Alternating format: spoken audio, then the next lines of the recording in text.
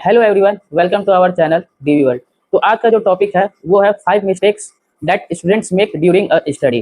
5 गलतियां जो स्टूडेंट करते हैं अपने पढ़ाई के दौरान, जो किसी भी स्टूडेंट को नहीं करनी चाहिए। उससे उनके पढ़ाई को अफेक्ट होता है, उससे उनके रिजल्ट, वो पढ़ते तो सही लेकिन उनसे उनको रिजल्ट आउटकम्स नहीं दिखते हैं। तो वो इसी 5 गलती को मैं आपके सामने बताने वाला हूँ। आप अपने पढ़ाई के दौरान, स्टडी के दौरान बिल्कुल भी वो गलतियां ना करें।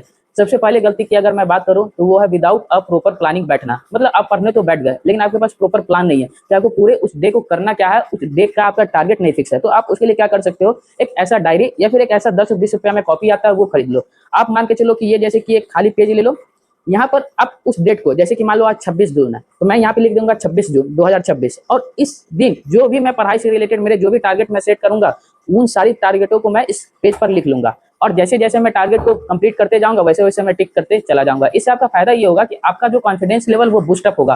आपको पता चलेगा कि हाँ मैंने आज इतना काम किया, तो कल आप और ज्यादा टारगेट सेट करोगे, तो कल आप जितना और ज्यादा टारगेट सेट करोगे उतनी ज्यादा आपकी स्टडी होगी। तो ऐसे ऐसे करते करते आपको अपने पढ़ाई के अंदर इंप्रूवमेंट दिखेगा। तो ये बात बहुत जरूरी है। सभी टॉपर बच्चे, सभी जो सिंसियर स्टूडेंट होते हैं, जो नीट की, बोर्ड की या फिर किसी भी कॉम्पिटिटिव एग्जाम की तैयारी करते हैं, वो एक ऐसा कॉपी, ऐसा डायरी जरूर बनाते हैं जिनमें वो अपने टारगेट को लेके और रोज उनको कंप्लीट करने का काम करते हैं।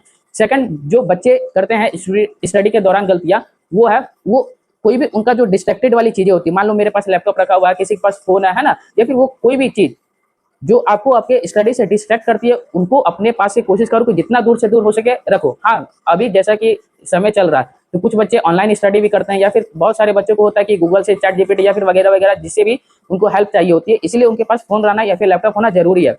तो आप उसके लिए आप क्या करो, अपने ऊपर सेल्फ कंट्रोल बनाओ। सेल्फ कंट्रोल बनाओ कि मैं जब तक पढ़ूंगा मैं कोई भी मिस यूज फोन का, लैपटॉप का या फिर किसी भी इंस्ट्रूमेंट जो कि हमें डिस्ट्रैक्ट कर रही है उसका नहीं करूंगा। मैं सिर्फ और सिर्फ उसका यूज स्टडी के लिए ही करूंगा। तो उससे आपका डिस्ट्रैक्शन दूर होगा।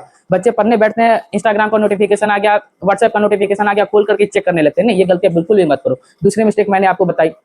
तीसरी मिस्टेक, बच्चे जो है लेक्चर को देखना या फिर नोट्स को बनाना ही पढ़ाई समझ लेते हैं, जो कि सबसे बड़ा उनका मिथ है। लेक्चर देखना, नोट्स बनाना पढ़ाई नहीं होता।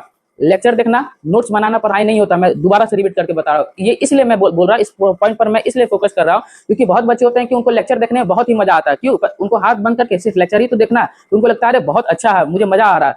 जब मम्मा ने उनसे पूछा बेटा कितना देर पढ़े हो, तो उन्होंने बोल दिया कि मम्मा मैंने 12-12, 14-14 घंटे पढ़ाई की है, लेकिन वो पढ़ाई असलियत में है ही नहीं। बच्चे को मजा आता है, उसे इंटरेस्ट है लेक्चर देखने में, जिससे कि उन्हें कलम ना चलाना पड़े, अपना हाथ का मेहनत नहीं करवाना पड़े, तो लेक्चर देखने में। लेकिन लेक्चर देखना पढ़ाई नहीं होता। लेक्चर देखोगे उस इंस्टेंट पर आपको सारी बातें तो याद हो जाएगी, लेकिन कुछ समय के बाद जब आप रिकॉल करना चाहोगे तो वो आपको याद नहीं होगी। तो इसीलिए लेक्चर देखने के बाद नोट्स बनाओ। नोट्स बनाने के बाद उस नोट्स को रिवाइज करो। अगर मेरी मानो तो कम से कम पूरे वीक में जो भी नोट्स तुम उस वीक में बना रहे हो उसको 2 से 3 बार रिवाइज जरूर करो। मिनिमम मिनिमम मैं बता रहा हूँ 2 से 3 बार रिवाइज जरूर करो। इससे आपको फायदा ये होगा कि जब आपके पास बहुत सारी सिलेबस आगे चलते जल्दी जैसे जैसे पढ़ाई करोगे, साल बीतते चला जाएगा तो सिलेबस का बर्डन बढ़ता चला जाएगा। तो जब आप एक समय आएगा कि जनवरी, फरवरी, मार्च में जब आप फुल सिलेबस टेस्ट देने जाओगे तो आपको लगेगा अरे मुझे तो इतनी सारी पढ़ाई करनी है। लेकिन आप अगर धीरे धीरे करके पढ़े रहोगे तो आपको उस समय बर्डन नहीं लगेगा। एक कहावत नहीं सुनिए कि बूंद बूंद करके घड़ा बढ़ता है, तो उसी बूंद बूंद से आप अपने दिमाग के घड़े को भरो, जिससे कि आपको बाद में अचानक से बर्डन ना हो, आप बुरा फील नहीं करो, है ना। तो ये बात याद रखना, लेक्चर देखना, नोट्स बनाना ही पढ़ाई नहीं होता। लेक्चर देखना, उसके बाद उसका प्रॉपर नोट्स बनाना, फिर उसको 2 से 3 बार कम से कम वीक में रिवाइज करना, ये होती है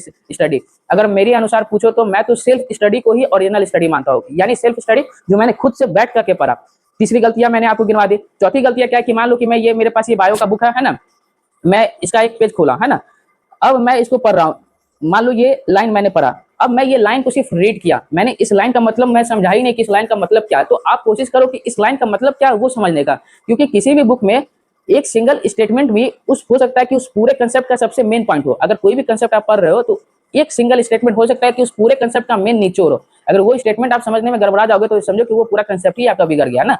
तो इसीलिए आप कोई भी पेज पढ़ो, कोई भी स्टेटमेंट पढ़ो, कोई भी चैप्टर पढ़ो या नोट्स पढ़ो, तो उस नोट्स के, उस एनसीईआरटी के, उस बुक के, जो जिससे भी आप पढ़ाई कर रहे हो उसके हर एक पॉइंट को पकड़ो।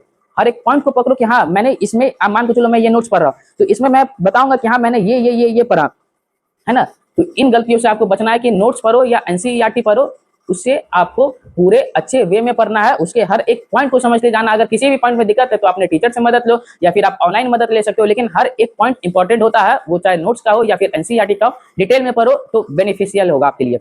पांचवी गलतियां जो स्टूडेंट करते हैं वो लॉन्ग सेशन में पढ़ाई करते हैं। लॉन्ग सेशन करने का मतलब क्या, वो लगातार 8 घंटे 10 घंटे लगातार सिटिंग आवर अपना रखते हैं, जो कि बहुत ही बेकार है। अगर आप सोचो 8 घंटे 10 घंटे आप लगातार चेयर पे बैठे हो तो आपके एक तो बॉडी का जो गिंजन होगा वो अलग, उसके बाद आप मेंटली बहुत ही फ्रस्ट्रेटेड हो जाओगे, मतलब आपको मेंटली बहुत ही बुरा लगेगा कि, और सबसे पहली बात कि अगर आप वैसे पढ़ाई करोगे ना तो आपका आउटपुट बहुत ही कम होगा। वही जो आप 10 घंटे में जितना आउटकम्स निकाल रहे हो ना, वही बच्चा अगर कोई अच्छे से सेशन में पढ़ाई करेगा ना तो वो आपसे ज्यादा आउटपुट निकाल करके चला जाएगा, है ना। तो आप पढ़ो। एक एग्जांपल से मैं आपको समझाता हूँ। मान लो आपके पास सिंगल डे है, अगर आप उस दिन में 3-3 घंटा के 4 सेट में पढ़े, यानी 3 आवर, फिर 10 to 15 मिनट का ब्रेक ले लिए, फिर 3 आवर, फिर 3 आवर, फिर 3 आवर, तो ऐसे अगर आपने 4 बार में किया तो आपने टोटल उस दिन की जो पढ़ाई की वो हुआ आपका 12 घंटे का। अगर आप लगातार 12 घंटे बैठ जाओ और आप खुद रियलाइज करना कि आपको ज्यादा आउटपुट किसमें मिला, 3-3 घंटे का सेट बना करके पढ़ना या फिर लगातार 12 घंटे का, ये आप हमें कमेंट में जरूर बताना। इसलिए जब भी आप पढ़ने बैठो ना तो अच्छे से पढ़ो, 3-4 घंटा एकदम फुल फोकस्ड होकर के। अगर 3 घंटा नहीं तो कम से कम 2 घंटे एकदम फुल फोकस्ड हो जाओ अपने स्टडी को। उस समय ना इधर की कुछ बात सोचना ना उधर की। फिर 2 घंटे जैसे ही कंप्लीट हुए, आप 10 मिनट का ब्रेक ले लो। उस ब्रेक में आप अपने गार्जियन से बात कर लो या फिर अपने फ्रेंड से बात कर लो, या फिर जो भी आपका हॉबी है, गाना सुनना, जो भी आपको व्हाटएवर मन है वो कर लो। फिर एक अगला सेशन में बैठो, फिर 2 घंटे 3 घंटे लगातार पढ़ो, फिर 10-15 मिनट का ब्रेक लो, फिर 2-3 घंटे लगातार पढ़ो, फिर 10-15 मिनट का ब्रेक ले लो। तो इससे आपके पढ़ाई को बहुत इंप्रूवमेंट होगा।